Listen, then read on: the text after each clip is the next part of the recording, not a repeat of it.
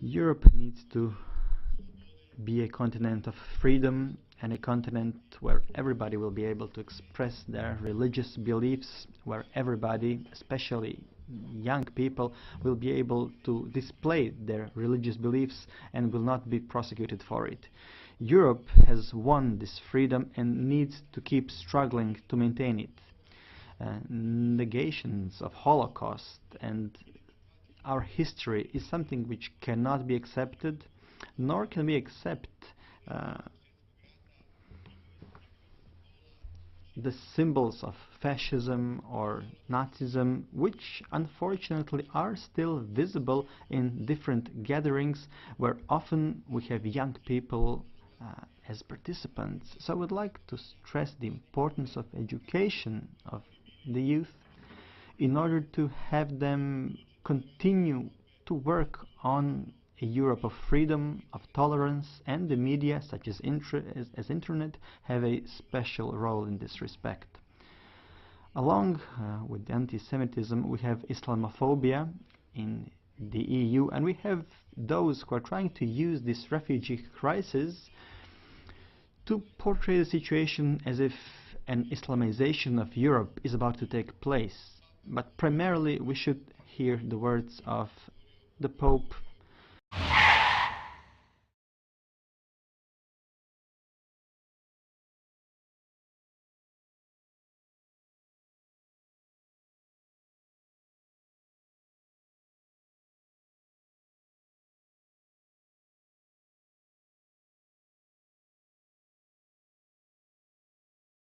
The next speaker is Ms. Lambert.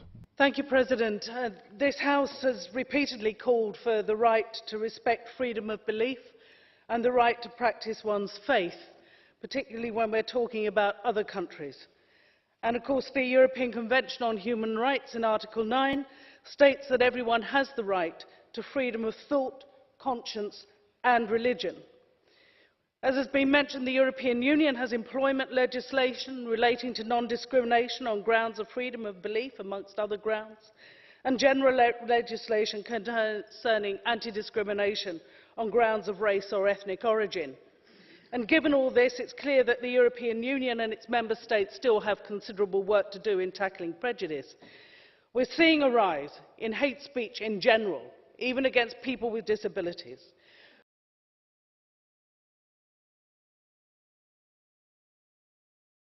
We're seeing a rise in anti-Semitism, as the US State Department reported today, and we're also seeing a rise in anti-Muslim prejudice, of which we hear far too much within this House.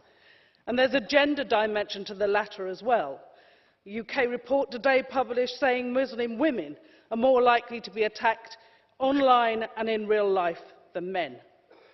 All of this hate speech and division and these acts of violence work against community cohesion, social peace and the quality of life.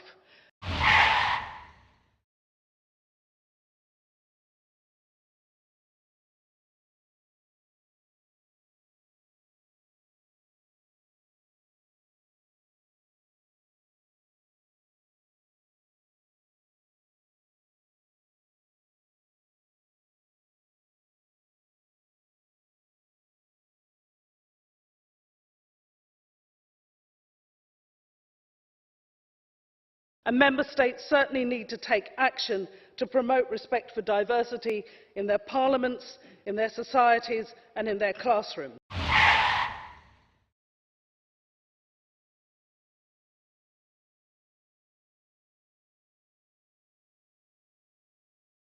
So I welcome the Commission's statement and wish that member states would actually implement the legislation that already exists. Thank you. Thank you very much. There's Mr. Khan, you have the floor. Thank you. Can I ask the member whether she agrees that it's right to debate this Islamophobia and anti-Semitism here together? Because ultimately, any form of discrimination is a cancer, and we as a society need to be tackling that. And those who want to pitch Muslims and the Jewish against one another are actually doing disservice when both communities are actually both communities are actually suffering the same thing.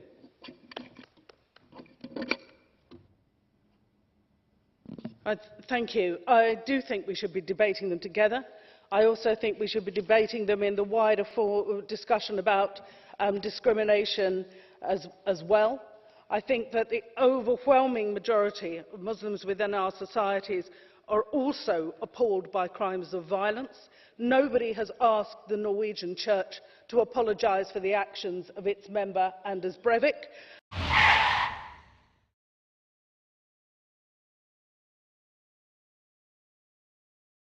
And I think that that attitude that we manifest sometimes here masks the real deep hatred that's there, and we have to combat that, whether it's the old hatred of anti-Semitism or the new one of Islamophobia.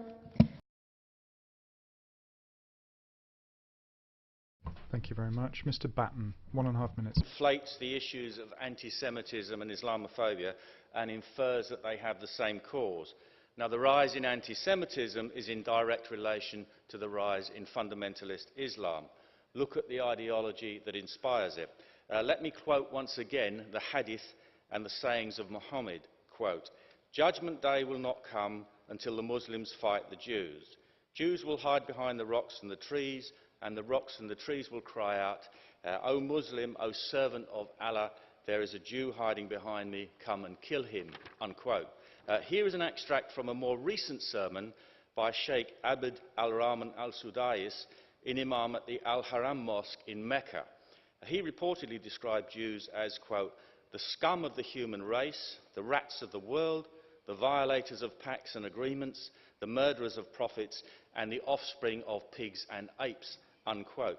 Instead of asking the Commission what it is going to do to combat hate crime, the authors of this question should ask their Islamic leaders in Europe to publicly and unequivocally reject these hateful teachings.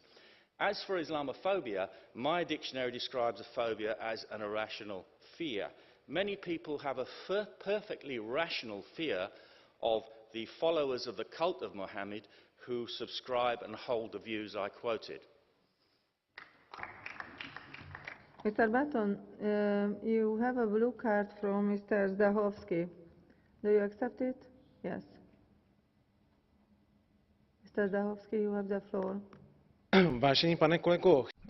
Dear colleague, I would like to ask you if you would agree with me if I say, should this oral question be also extended to anti-Christianity? Because many attacks that are against Christianity in the European countries.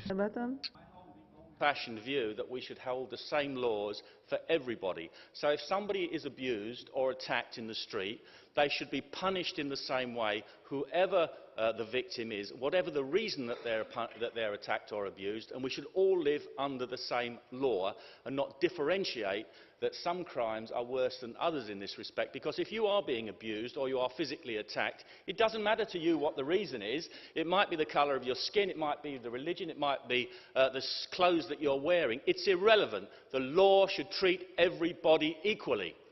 Thank you. Next speaker, Mrs. Maeijer, 1 minute. Dank u, voorzitter. Thank you, President. Well, if something's come to light during this debate, then it's that dealing with anti-Semitism and promoting freedom of speech is in poor hands here in the European Union. Anti-Semitism is a problem that needs to be dealt with by the member states in a serious fashion. In order to do that, then you have to understand that the ideological background of Islam is the biggest trigger of the contemporary anti-Semitism wave. If countries of the European Union are importing these people, then anti-Semitism isn't going to be reduced. The justifiable fears of citizens in the European Union of Islam is, of course, a danger to Islamophobia being increased.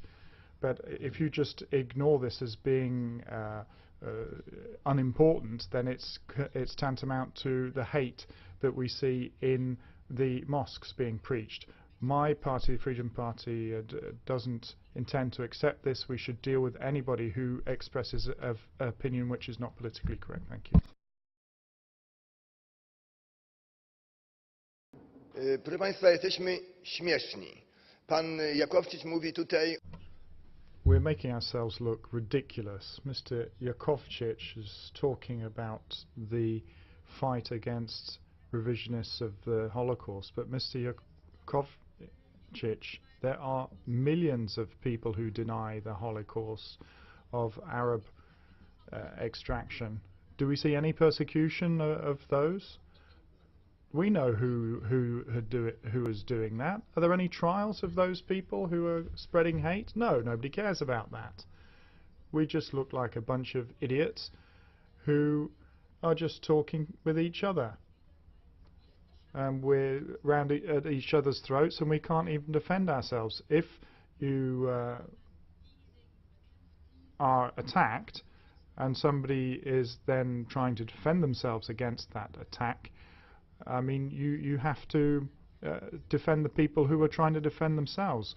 We have to make sure that it's one rule for all. Madam Chair, I was mentioned personally by name in the colleague's speech because he mentioned my name twice. I would like to reply. And he said that we're sitting here like fools.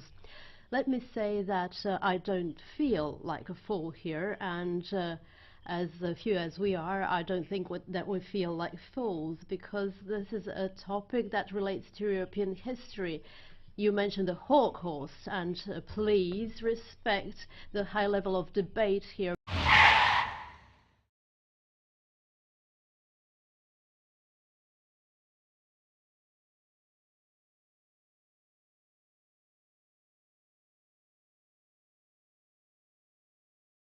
Because if you don't deserve to sit with us here, because nobody's a fool here. You may have meant yourself, but I don't want to insult you, so please don't insult this house.